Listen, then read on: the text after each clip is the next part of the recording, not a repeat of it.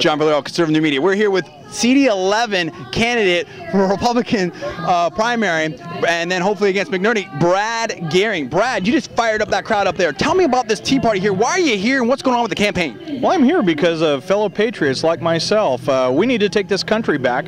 We need to turn things around. We can't do it without people. This is a people business. This is for the people, of the people, by the people. I like that. So, and I think too many people have, too many politicians have lost track of that. This is for the people. Absolutely. Now, people that don't know you out there, explain to them who you are, why you're running, and what your issues are.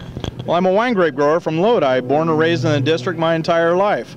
And I'm sick and tired of what government is doing to my business. And in fact, they've almost put me out of business. Right. They almost put me in jail for running my business. I remember that. Well, I remember you telling me about that. Tell us about that.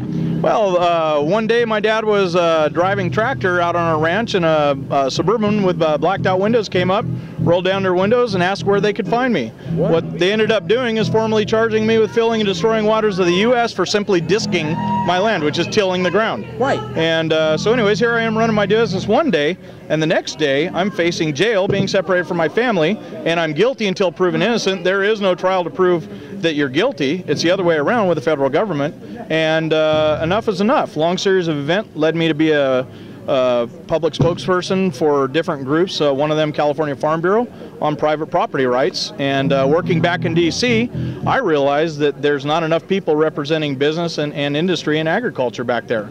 And I want to be the voice where people can come to get business and industry and agriculture represented. That's huge. We're talking about government out of control. We're talking about government coming on to your land, your private property, and telling you what's going on, trying to stick a huge fine on you, and then you say, you know what, I need to be involved in the process here. I need to stick up for average Americans like me and make sure that this country isn't run amok, that it's still a land of opportunity and capitalism and freedom. But you're not just about farm issues, you're about all kinds of stuff. I know you're about lower taxes, you're about liberty. Tell me about the rest of the platform that people can get involved in and excited about. Well, I'm for fiscal responsibility. I have to run my business. There again, it comes down to business. You've made payrolls all the time. You know about building jobs.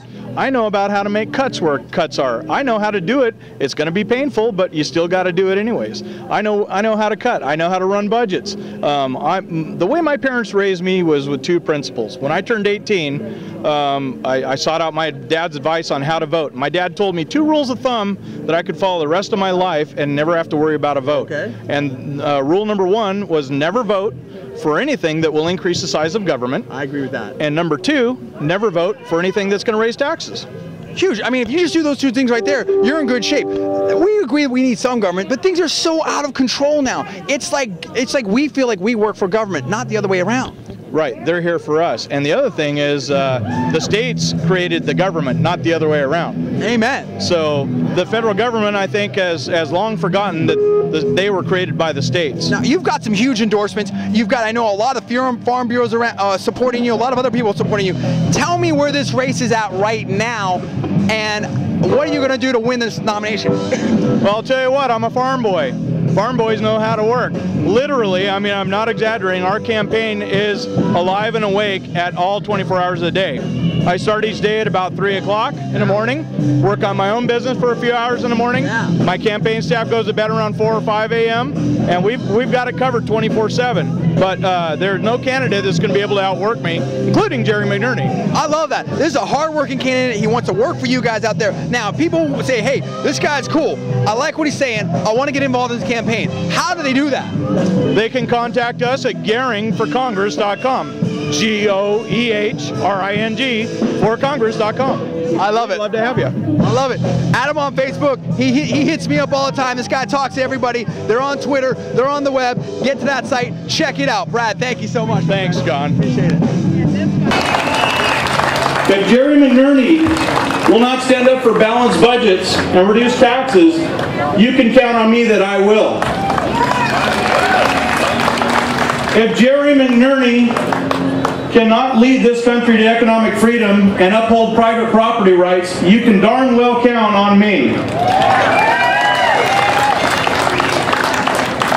When you're at the polls this year, please align yourself with those who align with your morals and values.